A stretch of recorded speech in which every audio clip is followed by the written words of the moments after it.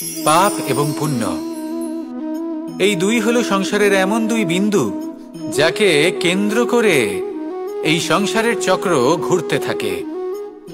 আমরা যদি কোনো কর্ম বিচার করি, হয় পুণ্য নয় পাপের দৃষ্টিভঙ্গি দিয়ে, এটা হয় পুণ্য না হলে পাপ। কিন্তু এই পাপ এবং পুণ্য এই দুই নির্ভর করে প্রত্যেক মানুষের ওপর, তার চিন্তাধারা, তার পরিস্থিতির ওপর।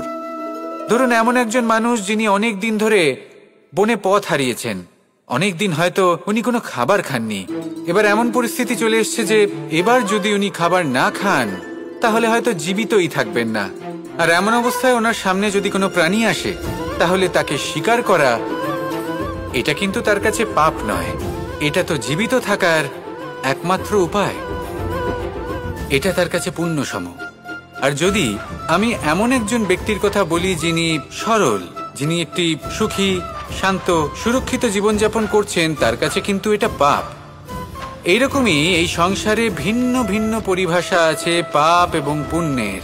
তার মধ্যে যদি আমি আপনাকে একটি সরল পরিভাষা দিই, সেটা হলো জীবনে যখনই কোনো কর্ম করবেন সেটা নিয়ে একটু ভেবে দেখুন যে এই যে কাজটা আমি করছি তার ফলে এই যে অন্য মানুষেরা আছেন এই সংসারে, তারা কি দুঃখ পাবেন? যদি তারা দুঃখ পান তাহলে সেটা পাপ।